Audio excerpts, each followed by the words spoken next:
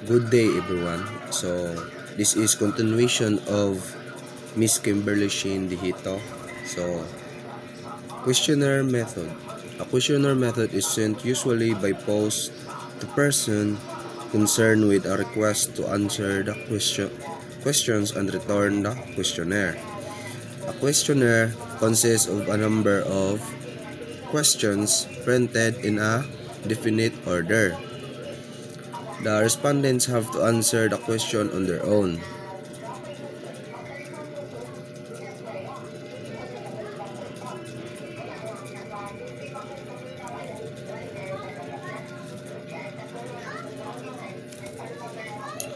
So, diri di ay kay sa questionnaire method, ang respondents dapat mo-answer siya sa iyang kaugalingon, like di magsalig sa lain.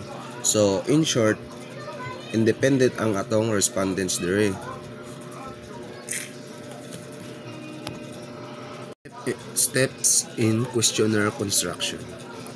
Preparation, constructing the first draft, self-evaluation, external evaluation, revision, pre-test or pilot study, revision, second pre-testing, preparing for final draft.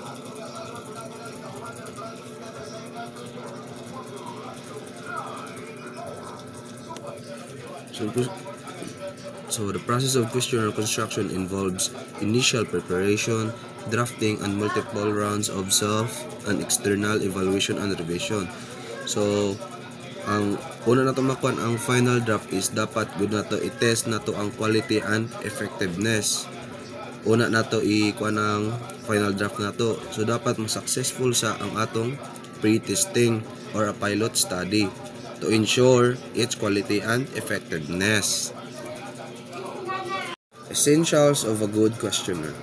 Questionnaire should be short and simple. Question arranged in from simple to difficult. Personal and intimate questions should be left to the end. Technical term and vague expression should be avoided. Questions should be answered in yes or no or multiple choice. Control question to cross-check the information of the respondent.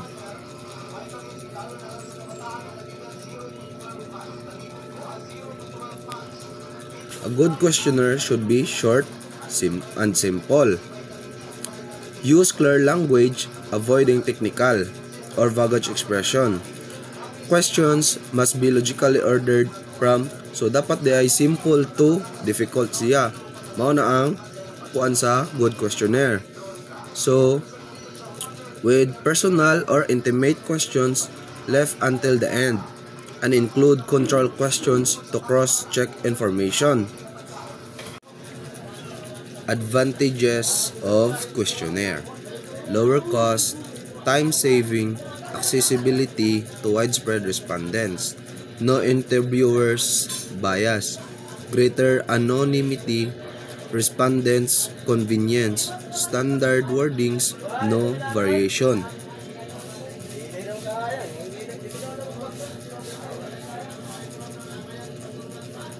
So diri di ay kay ang questionnaire kay gamay ra to magasto, makatipid ta sa oras, tas dili pod ta makakuan og bias gikan sa interviewer. Tas ang kuan pod niya anonymity. Then so kuan sad gaan aw kanang sayon na kay sa kanang respondent ang pagkuan nila sa ang pagtubag sa questionnaire. Ya, standard na pod siyang. Disadvantages of questionnaire. Questionnaires can be used only for educated people. Sometimes different respondents interpret questions differently. Questionnaires do not provide an opportunity to collect additional information. Researchers are not sure whether the person to whom the questionnaire was mailed has himself answered the questions. Many questions remain unanswered. The respondent can consult other person to filling in the questionnaire. So diri dahi kay limited ang for example limited atong audience. So questionnaire may only be effectively used with educated individuals who can read and understand the question. So interpretation issues. Different respondents might interpret the questions in various ways, potentially leading to inconsistent data. So lack of depth. Questionnaires generally do not offer an opportunity to collect additional in-depth information beyond the preset questions. Interview. Questionnaire data is gathered indirectly. Tas diri sa interview kay data is gathered directly. So ang interview kay kuan siya kanang kamugod mismo nagatubangay like nag face to face god. So questionnaire no face to face contact. General knowledge is required. Interviews will be hesitant to answer. Only written information is obtained. So there is an interview is data is gathered directly. Face-to-face contact, skillful knowledge is required. Some confidential information can also be obtained. Written as well as verbal information is obtained.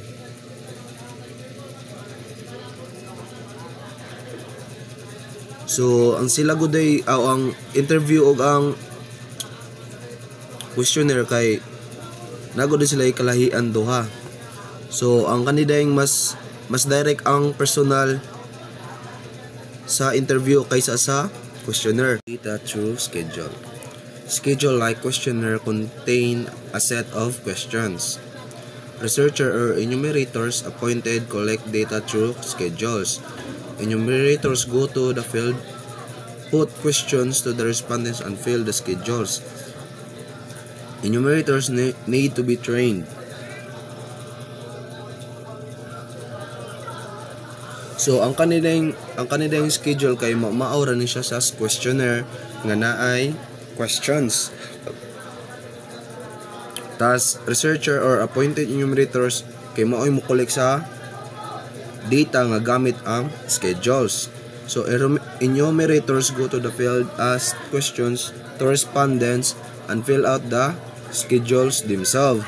So ang enumerator required good nga mo agi siya training to perform this task effectively. Questionnaire versus schedule. Questionnaire filled with respondents, economical, non-response height, time consuming respondents are not known. Literate, cooperative responders.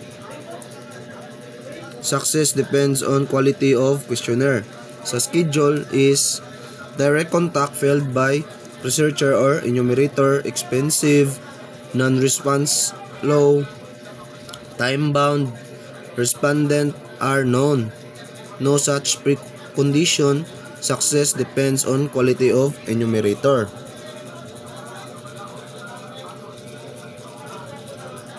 So dira makita na to gud ang kalahian sa questionnaire and sa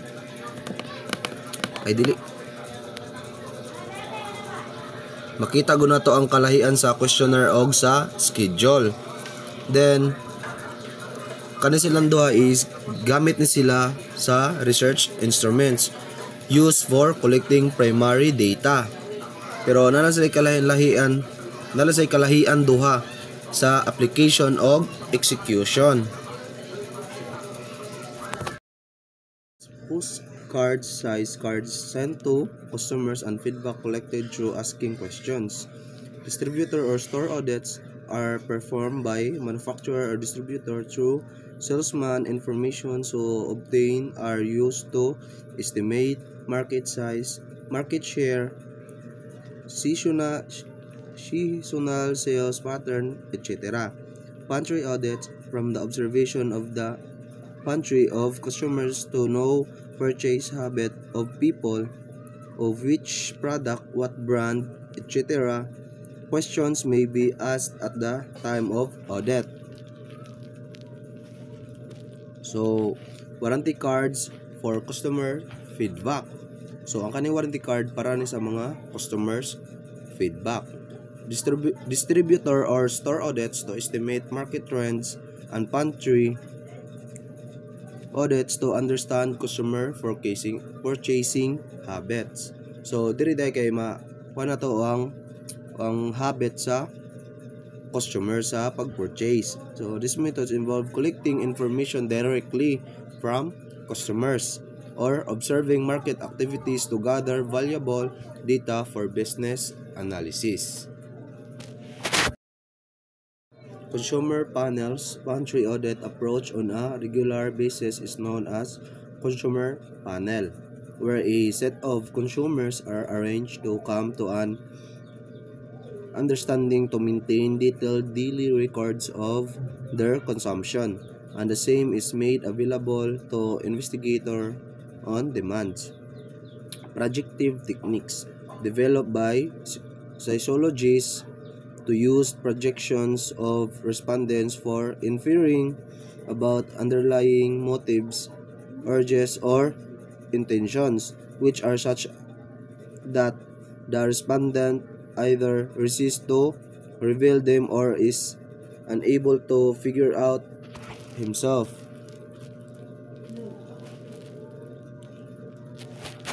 So, consumer panels, this is the pantry audit approach conducted on a regular basis. It involves a pre-arranged group of consumers who agree to maintain detailed daily records of their consumption, which are then provided to an investigator upon request. So, projective techniques, three methods developed by sociologists use respondents' projection to infer underlying motives, urges, or intentions that the respondents are either unwilling to reveal or unable to identify themselves. Use of mechanical devices. Eye camera is used to record the focus of eyes of a respondent on a specific portion of a sketch or diagram or written material. Psychogalvanometer is used for measuring the extent of body excitement as a result of a visual stimulus.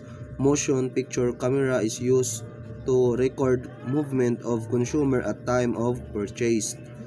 Audiometer is used to know the preferences to TV channels, programs. So, eye camera kay mo din siya ang mag-record focus of respondents' eyes on a specific portion of a sketch, diagram, or written material. So, ang kaning psychogalvanometer is the instrument used to measuring extent of a person's body excitement resulting from a visual stimulus. Motion picture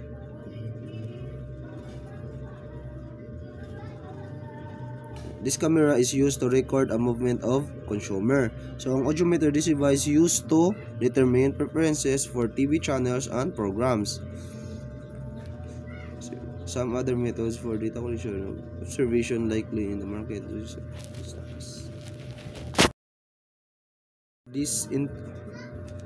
Some other methods, deep interviews, are those interviews that are designed to discover underlying motives and desires, are often used in motivational research. Indirect question or projective technique are used to know the behavior of respondents. Content analysis, analyzing the contents of documentary material such as books, magazines, newspapers, and the content of all other verbal materials which can be either spoken or printed.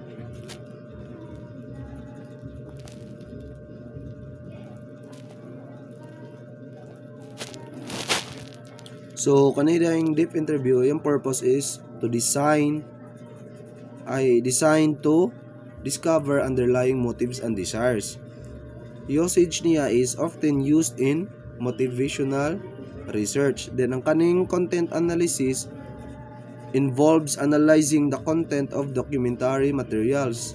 So, materials include items such as books, magazine, newspapers, and all other verbal materials.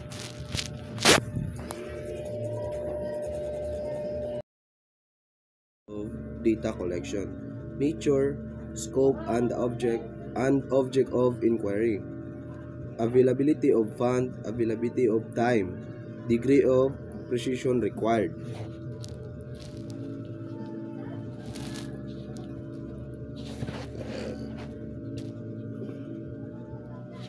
Nature, scope, and object of inquiry, the type of data required, for example, qualitative or quantitative, and the overall purpose of scale of the research significantly impact the choice.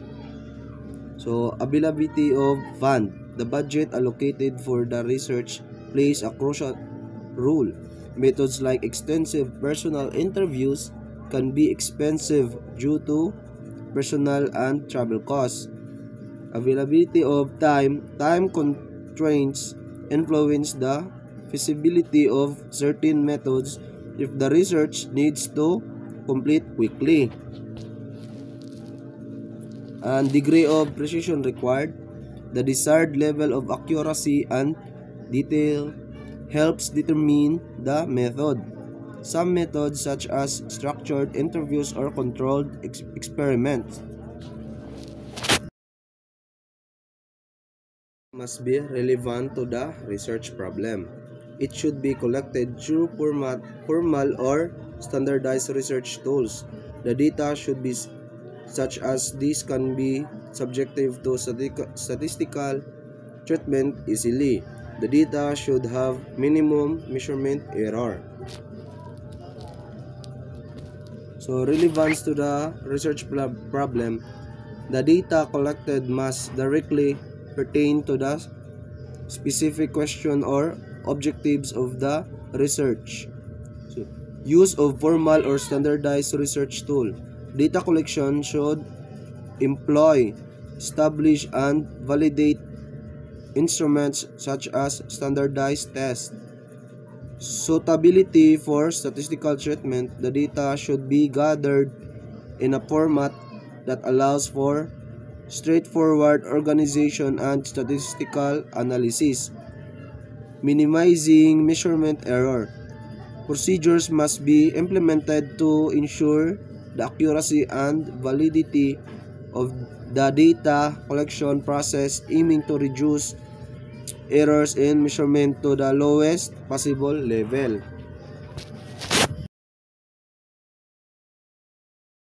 In data collection, the data must be tenable for the verification of the hypothesis.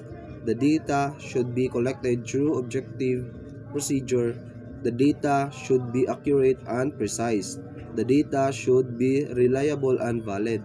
The data should be complete in itself and also comprehensive in nature. So, precaution in data collection are essential for ensuring the quality, integrity, and usefulness of the data for research purposes.